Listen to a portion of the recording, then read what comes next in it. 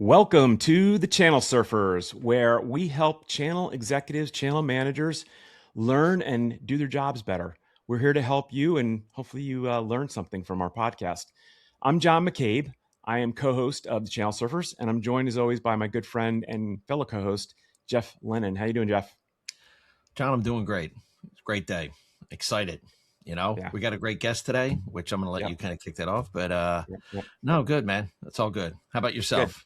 I'm doing great. I'm doing great. It's getting to become summer down in the Carolinas. It's over 90 degrees today, so getting used to it, right? Sweet. But listen, today we want to talk about something most companies say they do, but very few actually commit to. And that's a true 100% channel motion, right? And I think you find like it starts at the executive level. If you don't have that executive level, commitment, it's very difficult. And today's guest, who I happen to work for and had an incredibly successful experience with at his company, he gets it. He's one of those C-level executives that really get it. So without further ado, I want to introduce a former executive I work for and a good friend, Anders Noremo. How you doing, Anders? Hey, John. Happy to be here. Good. So for our audience sake, why don't you just give us a little of your background? I think you have a fascinating background, how you came here, and you're an entrepreneur and you've taken a company from zero to being acquired, and you've been very successful. So kind of help us understand your background a little better. Yeah. Okay. Well, I was born and raised in Stockholm, Sweden. I came here in 1999, so the dot-com boom era. I was always into tech, and I just wanted to go to the US. That's where all the action was. So that's how it all started. I went to Purdue, so I'm a Boilermaker, worked at Accenture. After that, I worked at another startup, and eventually said, hey, you know what? I really want to do something on my own. And I was just searching for the right idea. And this problem around third-party risk started really popping up. Sort of like almost 10, 11 years ago. Yeah. So I started this company called Third Party Trust out of Chicago. So I was the CEO and founder of that company. And it was my first startup, so I made a lot of mistakes. It was a little bit bumpy. Timing was really good, but one thing that I did really well that propelled the success was figuring out, how do I build a relationship with partners and how do I leverage the channel, even as a startup? Mm-hmm. And ended up really nailing that and had all sorts of amazing benefits. And, one of the most fun ways of selling, I feel like, is doing it as a team with channel partners, et cetera. So again, I was very, very lucky to do that. And eventually, I did take the company to acquisition. So Bits had acquired my company now 3.5 years ago. That's where I'm working today. So that's a background that brings me from when I was 19 and to today. So nice, very nice. Wow. And you and I have talked quite a bit, and I know your background, but I find it fascinating. You came over here kind of alone to make your way, and here you are all those years later. Success, which is very very admirable. But let me ask you this, because when I came on board to help you at Third Party Trust, you already had a real understanding of channel. You'd really gotten close with a few of the partners that we work with, like GuidePoint and Defy, Optiv. But when you were building the company, what was it that you saw in the channel versus hiring a full-time direct sales team? Because eventually you did, but I think you started out where channel was really your sales arm, and that's what we try to articulate to our clients when we're coming on board to build their program. Like, we need to utilize that channel as a sales arm. So what was your thought process on that? Yeah, I mean, I started I think a lot of entrepreneurs, you do everything under the sun, and absolutely the first seller is going to be you. So I did all the sales, and eventually I wanted to scale that. You try to hire people. It's very, very difficult. So again, I did go through some direct sellers and just really, really struggled. And during this time, I was just seeking alternate ways to go to market. Yeah. It just, by nature, I really didn't enjoy the process of cold calling, cold emailing. I just found that it was largely a waste of time. Even though I customized it and I was very specific, it still, most of the people I found got angry when you're trying to do it, which is the opposite of how to start a relationship. You start a Exactly. relationship by adding value. So again, there was really this quest for, hey, what are ways that I can like go to market, acquire customers that isn't your traditional, again, the SaaS, like banging phones all day and hire a bunch of Mm, young people to do it. Channel ended up being very, very natural. yeah. Um, I can go into, again, the superpower, the big unlock was, this was like around 2019, went to Optiv. Optiv had, Mm, had a managed service around the cyber area that I was focused on, third party risk. yeah. And the first thing I did, and I don't know if Jeff and Chad, who ran that program back then, if they know this, but first I just said, hey, we have customers that want my solution managed, right? Mm, And I don't want to build a big team of managed consultant services, like consultants. Can you be that arm? Can I bring you guys in? And of course, they're going to say yes. sure. Yeah. So during that, I said, "Oh, awesome. Okay, let's do it. First, let me just get you trained on the platform." So I start going through it, showing them, and their eyes are just lighting up, right? Because it was a great looking It was platform, an amazing so product. easy to use, so intuitive, and this automation, a lot of different data feeds, which again back then was like really innovative. Hmm. It had, again, this full API documentation. I remember them looking at it, being like, "Holy moly, we can integrate to all these internal tools." So, yeah, during that process where I was training them to be my MSSP to deliver the service, they just said, "Hey, actually, you know what? We need to move all our accounts over to this platform." Wow. And that was kind of the big unlock. So 2019, my revenue starts going like straight up to the right because they're migrating all their customers over. And then all of a sudden now, like what I found with Opta was I could have different conversations with their rep. I could say, Hmm. I would reach out and say, "Do you know that Optiv has a managed service around third party risk?" They said, "Yes." "Okay, I'm Anders. I run third party trust. We power that solution. So can I enable you on selling their services? Because I got great marketing material. I got like good training material of references, etc." Wow. And everyone would say yes. Like everyone would take that meeting because it was tied to a managed service. So that was the unlock that made a huge difference. And then, of course, like I had my marketing team create their materials that were 10x better than anything they've had before. Yeah. And then reaching out, I'm enabling them. Any city I go to, I'd meet with Optiv reps, I'd talk to them, we get on their team calls, etc. So I had a lot of success there.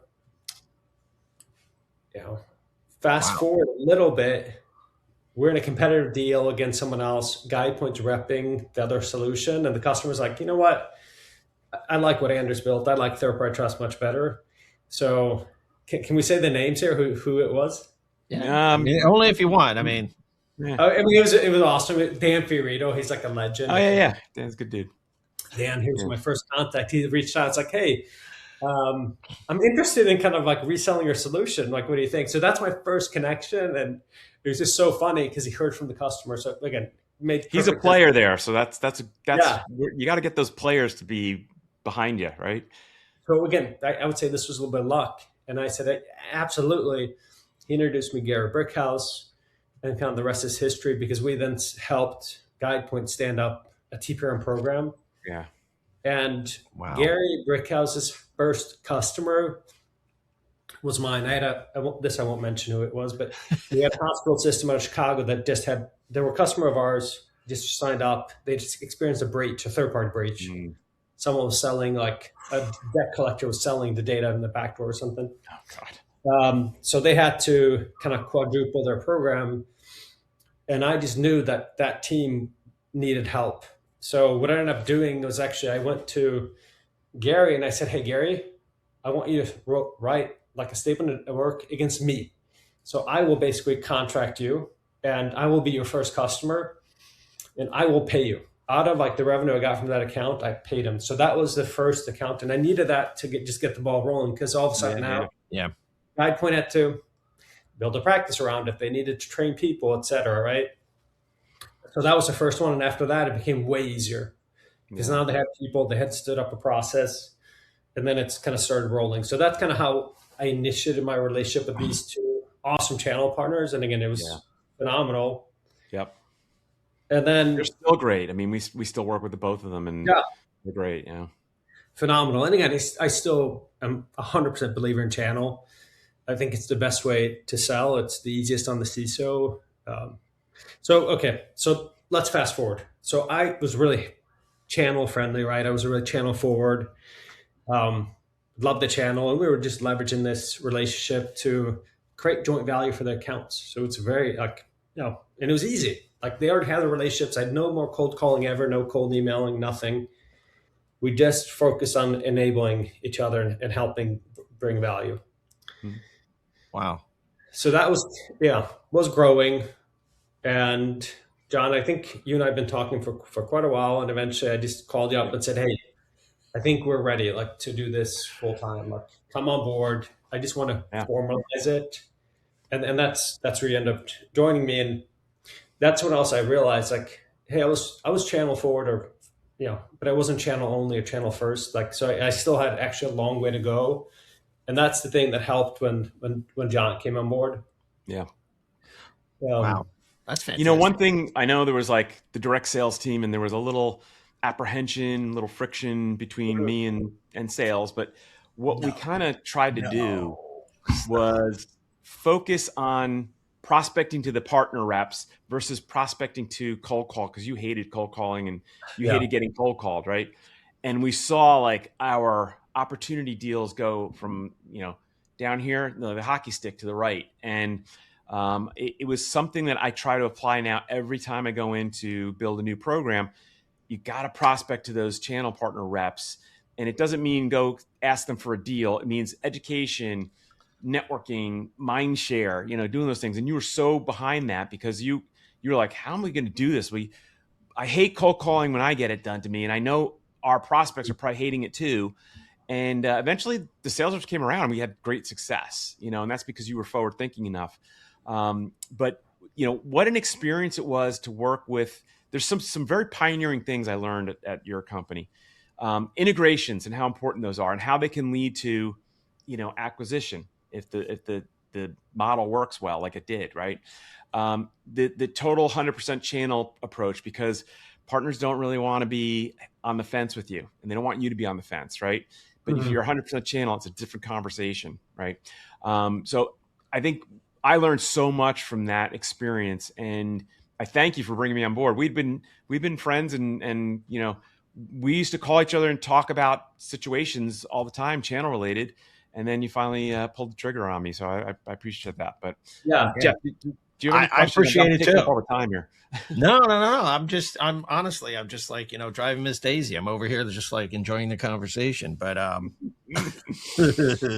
but, no, and I appreciate you, Heimerway, hiring him at the time because, it took me from the sidelines and threw me into the fire where I was at, which ended up being probably one of the best things that happened to me because it took me out of I'll say, a rut that I was in, so to Mhm. speak, where it just, but I think there were a lot of benefits. But I wanted to come back because, first of all, I just want to come back and highlight something you said in the beginning. And, you're build out your American dream story. And I don't think, people understand, like, you came here and what you did. And, 99 coming right before Y2K, that was risky, man, because the world was supposed to end, but it really is a testament, man. And it's impressive what because you got to believe in what you're doing. And so when I looked at that and you said something else, which I'll just throw out there, you said, it took a lot of luck. I'm a big believer in the stoicism definition of luck, which is luck is preparation meeting opportunity. So you have to be prepared for the opportunities when they come so that, Mhm. well, most people will look at you and go, wow, he's so lucky. Well, it's because you prepared yourself. You were doing the work. You had all those things going. So I'm super impressed with that. Let me come back to the one thing that you said is you were kind of building this, even while you were building it, before you brought on John and as you brought on John. What would you say were kind of the top 3 lessons learned about the building of that partnership structure and strategy before the bid site Mhm. acquisition, right? Because that's what set the foundation for the acquisition more than likely. But what were the best or top 3 lessons that you learned? Yeah. Okay. Yeah. First, I'll comment on. I like this quote from Thomas Jefferson. He said, "Hey, it seems like the harder I work, the luckier I get." So I think Yeah, there's something to it, right? it's a good one. There's Amen. a lot, you tend to get lucky when you really put in the hard work. When Agreed. it came to BitSite, um, again, for me, companies don't get acquired by accident. No one woke up and said, "Hey, well, let's acquire a company and just do it." Like again, this happened years in advance, right? And it was Correct. a very deliberate strategy that we ended up doing. So I had a few target partners that I said, "Hey, could this company eventually be someone that goes and acquire us, like a bigger one in the space?" And then I just made it my mission to be like their best partner, so that when it happened, it was like a no brainer. So being their best partner was the best integration. Like, I mean, we had some people basically said, "Hey, the version of BitSite inside your solution is better than theirs," right? Just how we built it, the ease of use. Wow. The same thing though too. We aligned their reps. So we had the way we did this in the channel and also with BitSite was all their sellers. We just chunked them up and said, "Okay, hey, you own these 10, 15 sellers. You own these other ones." And the only activity I measured was like, hey, what's your engagement with them? I didn't say how many email or meetings did you take with whatever. It's like, what's your engagement with our partners? Hmm. That's the only thing. And then I basically said, how many did you hit? Let's set a target. You want to hit 25% or 30% of them.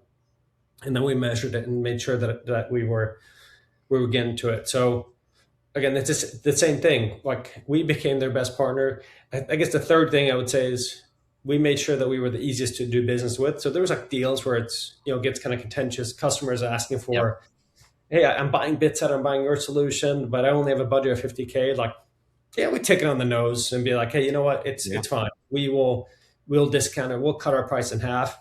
I wasn't even that worried about the revenue. I wanted joint logos. I just Yeah. wanted to put W's on the board because I knew enough of those would equal, again, proof in the market that companies wanted both. So I went above and beyond. There was sometimes the customers like said, "Hey, Anderson, you know what? We don't want to pay for that. We're not interested." I would say, "Hey, guys, include it anyway, and then just take it out." Like so, we'll just pass through some of the revenue we're getting, just so that we can get another W. And because again, that is what they need when they're making a decision who should we acquire. These are the things that they need. It's not feels like they need to tell the board how many accounts do we have with what partner, what's the Hmm. growth. Let's talk to some of those customers, but they need data, right? It can't just be we think that this would be a good match. Let's Right. do it. If a customer said, "Hey, I love this," and they were even telling us like, "Gosh, why do you force me to buy from two different people? Like just merge it into one, like make it one. I want one neck to choke." So I mean, there's so much proof in market that BitSite raised from Moody's, and then when dust settled, the first acquisition they did was my company, and it was again they didn't shop around. I didn't shop around either. Like all that prep work, it was like kind of a foregone conclusion that we would enter this process. So Wow. Yeah. that's how I got acquired.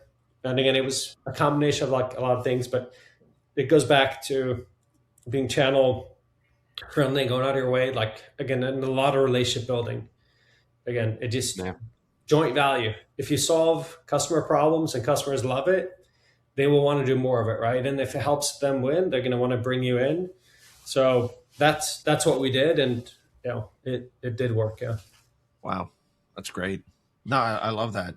And I appreciate the takeaways. I mean, having the best integration, driving the engagement and measuring that, having a metric. Mhm. But I love the fact that, you want to make it easy. And I say that all the time. Keep it simple, make it Yeah. easy, make it Yeah. repeatable. Yep. And I think it gets lost. So it's really great to hear you say that. I Yeah. still talk to reps that I work with when I was at Third Party Trust, and they're like, "Oh yeah, you guys were so it was so great working with you."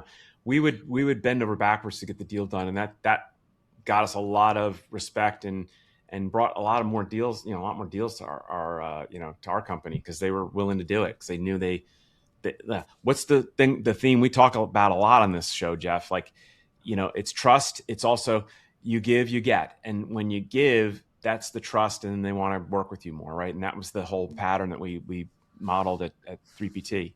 Now, Anders, let me, Absolutely. let me ask you a little question about, being a C-level executive. what did you find were like the risks of going all in on channel? Although I don't think you see many, but also like what was your expectation for channel within like the first 6 to 12 months? Were you like expecting right away we're going to get money coming in, or you knew like a 12-month window is kind of like where you had to guide to? Yeah. Okay. What were the risks? I mean, it is a commitment of time and some amount of money, but it's mostly time and focus. Like that's the thing is if you pick the wrong thing, because a lot of it you got to go deep. Yeah.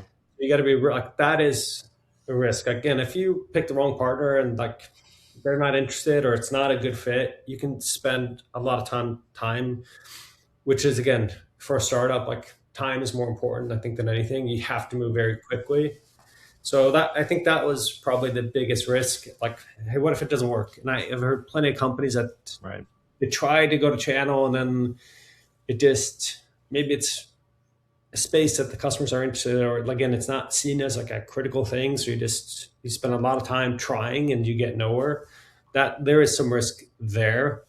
Um, what was the second part of that question? Oh, like what were your expectations? Because like Oh, we just sat on a round table and there was a question like, hey, how do you when you build a shutter program, what's the time frame for success? And we're saying 12 to 18 months, and somebody said, no, it could be 3 months. And I'm like, I mean, but and then as an executive, you might say 12 Yeah. months or less because you want to see revenue coming in, and you're hiring this whole yeah. team to build the program. So, what were your expectations in that regard? Gosh. It's a good Yeah, question. yeah. I mean, if you think about me, I went negative with GuidePoint because I paid for their first deal. I was paying out of my money, and I didn't have a ton of Wow. money. So Yeah, again, that was a lot of ARR that I would love to keep, but I did this strategically. yeah. Well, see, and So that's a long term thinking, right? And that's to John's point about the 12 to 18 months. I understand. I mean, that is a long term strategy. It's not you're not looking at the short term like where's my quarterly revenue, right? You're not a public company yet, or where's the quarterly ARR, and are we on Mhm. tracking?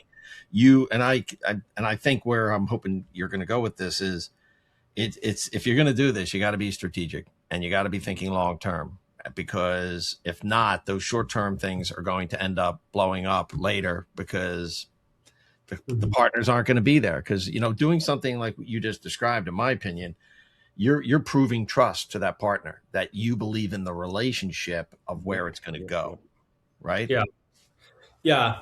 I think that's 100% right. So the timing was less concerned, like more, what I want to do is like try a few different paths and where was their success, and then I double down and focus.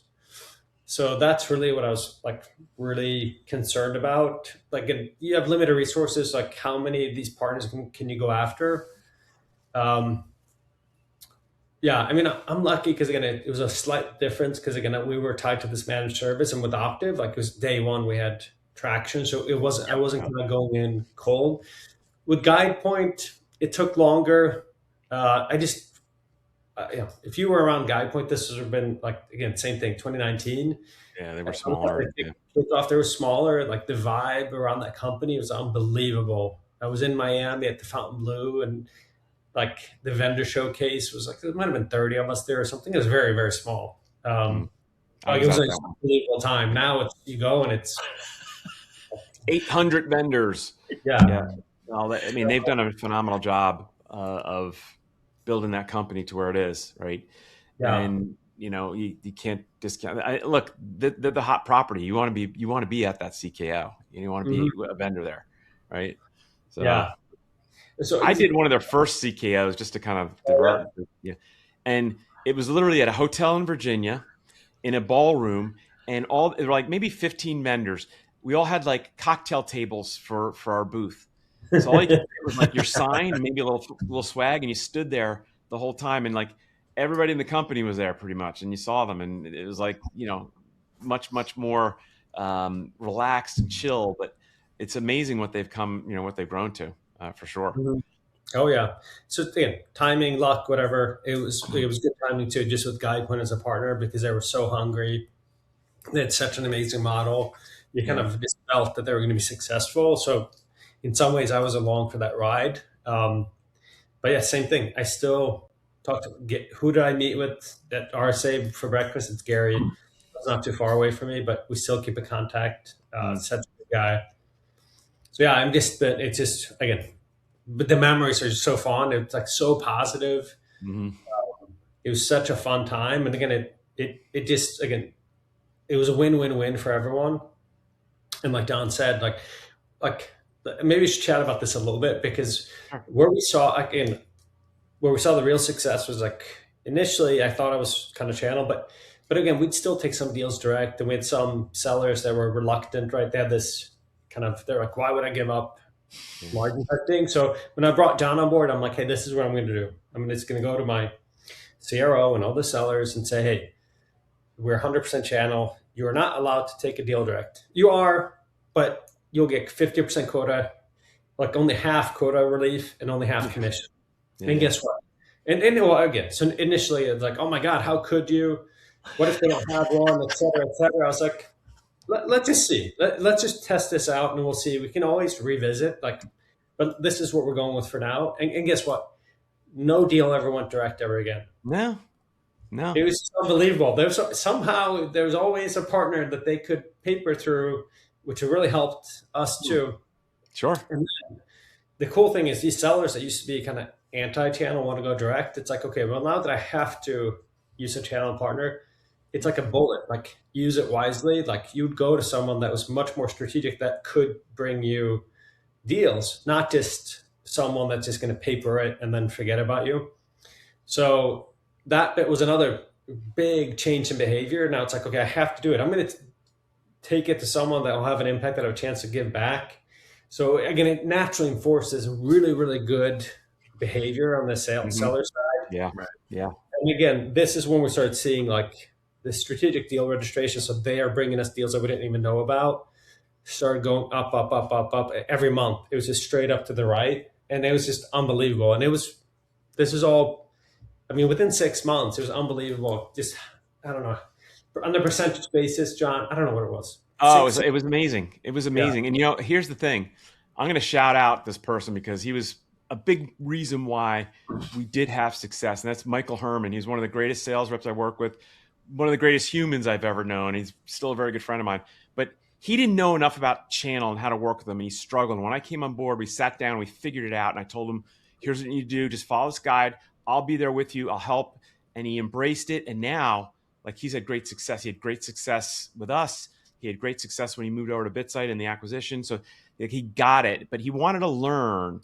And I think if you're open-minded, you can have success. If you're closed-minded, like we know a couple people that were, they didn't have success, right? And that's anywhere you go. If you have people who are reluctant or don't have the vision, it won't work, right?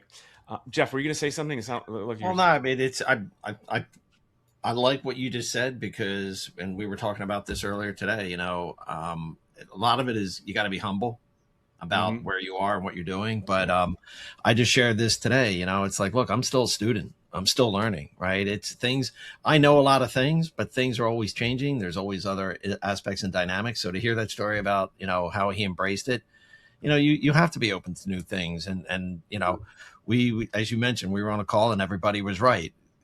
So what do you do now? Everybody was saying what they were saying is right. But anyway, so I do want to kind of pivot if we can a little bit, because I'd love to get your perspective on this as well, like how you built this out and really what's happening and how AI is changing the go-to-market model and the economics of the channel model. Good question. What are you seeing from your perspective today versus what you had to do then, and how AI is either impacting it positively, negatively? I'm just kind of curious for your thoughts and input on that. Yeah. Let's see. I mean, one of our superpowers, like that kind of what anyone could solve now, was like the marketing materials. We had these designers like that would do amazing designs. Yep.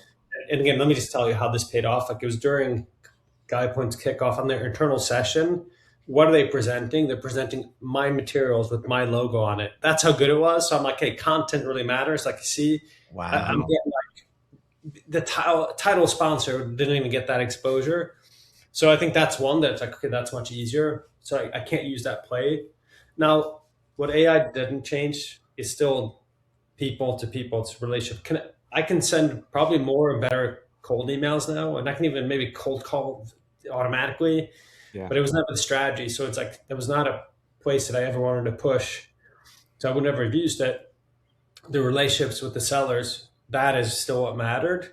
And that again can't be replaced. You can't, AI will not replace that connection that you have. 100%. It's largely based on trust, right? Like you're building that relationship. They're trusting you to deliver on these accounts, because if you don't, the customer is going to go to them and say, "Why the heck did you bring this solution in? It doesn't work.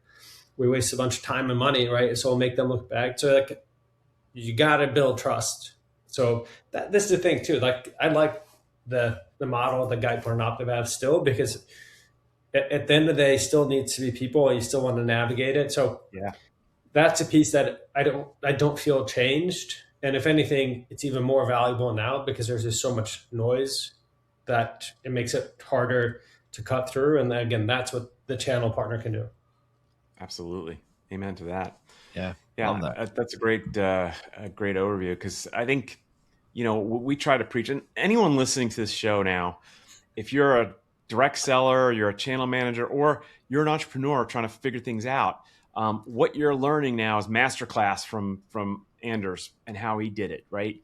And by the way, we could help you build that program if you want. That's what we do for our real jobs. But you're learning how to embrace it and take the risk because it'll pay off. Now, Yeah. look, third party trust had the amazing back end integrations with the bit sites and the security scorecards and all the different technology that fed the information into your platform to help fill out those questionnaires and do the job for the customers that they didn't want to do, right? That I think was such an amazing. The alliance relationships were amazing, that help lead to more. And we could go into a partner and say, we're going to sell BitSite, or you could sell BitSite. We'll sell ours because they want both. You get two opportunities, right? And they love that, right? But I think those alliance relationships were so critical. So if you're out there trying to build a business, focus on those alliance relationships. They brought us deals. We brought them deals. It was the most mutually respected, sales motion I've ever been in. And by the way, the channel partners helped because they were like, we got to sell both these guys because they're selling. People want them, right? So I think that was my key takeaway for anyone listening is like, hear what Anders was talking about and how he built it, but focus on those things that, the risk of channel, the alliance relationship, and building those technologies into your platform. And don't be afraid of like, they want to sell you and you want to sell them. And like, don't be afraid of that. Build it so it's better. It's a better together story, Damn. So here's a question, John, for Anders. So as a CEO, before you start committing to 100% channel in the business, what are one or two things that you need to do before making that commitment so that you can ensure that you're going to be successful? Yeah. The CEO is going to, with their gut, they'll know when the right time is to do it. Again, you just have so much information, so many signals. The signals will be there that, hey, there's, you found something, you found a vein, like you need to go deeper type thing. So, it's hard for me to give specific advice because everyone's so unique. That's but true. the one that's not unique is, again, the CEO. Like when you're sitting in that position, like you'll kind of know it's like, hey, it's time to commit. I like what John said, which is like, hey, you got to take some risk. That's what it's all about. And here's the thing is it might not work, but again, then what do you learn? The learning is valuable. Move on, try something else. But yeah, for me, it's just, when you have the signal is when you should go. And some of it, again, like for me, I had to pay to get that signal even. So that's how. That was the biggest risk of all. Like the fact that you took that risk, and I love that story too. Look what it did. It catapulted you. You took it on the chin for a while with the revenue going out, but it brought it back tenfold, right? And I remember calling up partners and saying, "Hey, we've got services with you, but we got this opportunity. We want you to come on board. We'll tell them you're the services arm." And they were like, "Let's do it. Let's do it." It was like, I mean, John, do you remember they would be like, "Hey, hang on, I have services quota. You got a services play?" Like, I mean, it's like Hey, clear my calendar. I want to talk to you right now about my own services. So it was That's so right. beneficial. It was such a cool motion to do, It and is. It yeah, is. it was Another Would great. lesson you? learned if you're I out was going to there. say, would you do anything differently, even though you were successful and everything turned out well? Is there anything that you would have done differently? That's For a me, just. I mean, it's a real almost like a trick question because you were successful, so you yeah, managed to navigate it, right? yeah, and to me too, it's like I try not to live in regret and think about this. Did I make mistakes? I made so many mistakes. A lot of them are people. I had people that didn't work out. I should have known, should have done things differently. But for me, it's like that's just it's impossible to avoid. I hear of founders that they do their second or third startup and they still run the same mistakes. It's just so hard to Oof. avoid some of them. Mm. But probably again, the lesson learned is like what you end up seeing is probably you end up with some bad hires and it's painful when you're small. It really hurts. Yeah. Um, but again, it's near impossible to avoid. Like, yeah, it's very, very difficult. Yeah. Yeah, No, no. you don't have a crystal ball when you hire people. You don't know, and nobody's like you or me that has that drive. They might interview great, but then they get into the position like, they just don't have And the I drive. can. Yeah, it's gonna. Sorry, John. Sorry. No, no, go ahead. Go No, I was ahead. gonna say I can relate to that, right? Because I think we're all guilty of that, right? And I think that was an honest answer because I think the hardest part is learning. In sales, it's always fail fast, fail forward, right? Mhm. Mhm. I'm trying to think. It's Gary V, right? I've seen him talk about it, but I've heard him say it. You gotta cut things like when but then you let it go because you're like, well, maybe it's going to be this. And John, what you just said, well, I hired them based on my profile, like and what I would do.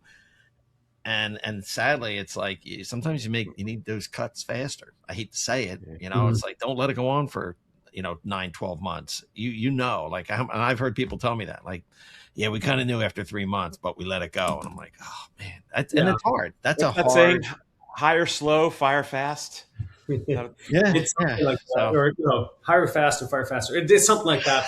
But I think every time I've had to do it, I look back and like, man, I should have done it so much sooner. Like, Anders, what were you thinking? well, hindsight's 2020, right? I Yeah, mean, but no, and I think that's a great. I mean, I think that's and it's a real answer because you don't really know, and for what it's worth, you really want to believe in the promise that somebody's going to deliver and execute on what you thought they would do, right? yeah.